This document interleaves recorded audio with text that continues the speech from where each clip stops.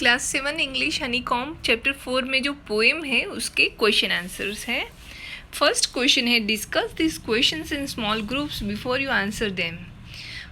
When is a grown up likely to say this, don't talk with your mouth full.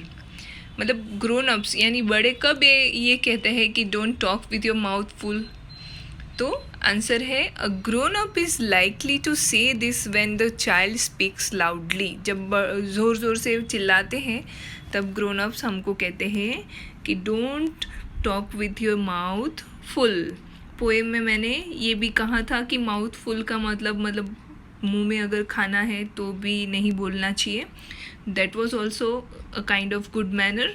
और यहाँ पे poet का intention ये भी है कि जब child speaks loudly, at that time grown up says don't talk with your mouth full. When are you likely to be told this? Say thank you. Thank you बोलने के लिए कब कहते हैं?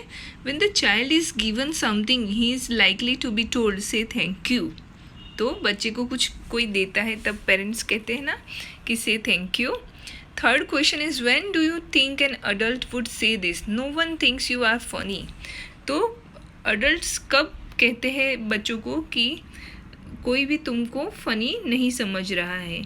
तो adult would say this words when the child is trying to catch attention. जब बच्चे attention चाहते हैं तब पेरेंट्स उसको कहते हैं कि कोई भी तुमको फ़नी नहीं समझ रहा है।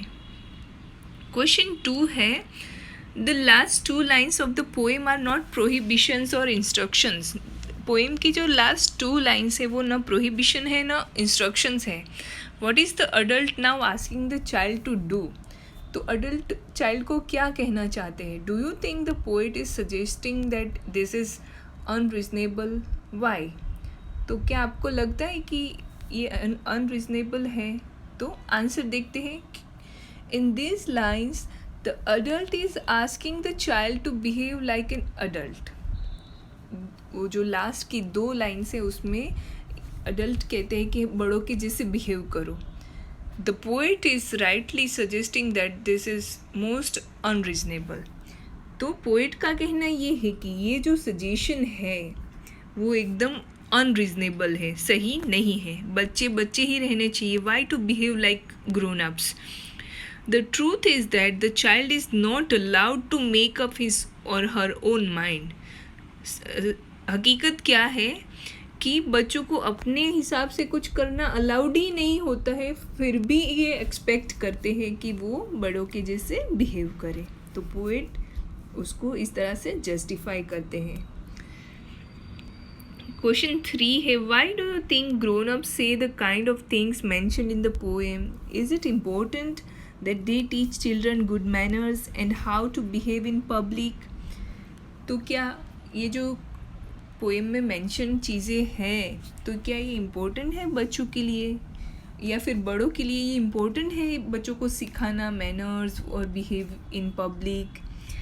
तो आंसर है कि द ग्रोन अप्स से such things with different intention. Grown ups जो होते हैं वो अलग अलग इंटेंशन से बच्चों को ये सब कराते हैं, सिखाते हैं। Many a time they are trying to teach children good manners. Most of the time यही होता है उनका इंटेंशन कि वो बच्चों को गुड मैनर्स सिखाए। They tell him how to behave in public, और पब्लिक में कैसे, लोगों के बीच में कैसे रहना चाहिए। They consider it their duty to do so. वो ये समझते हैं कि ये उनकी ड्यूटी है। It is very important for them. तो ये चीज़ ग्रोन अप्स के लिए, बड़ों के लिए बहुत ही इम्पोर्टेंट है। If you had to make some rules for grown ups to follow, what would you से?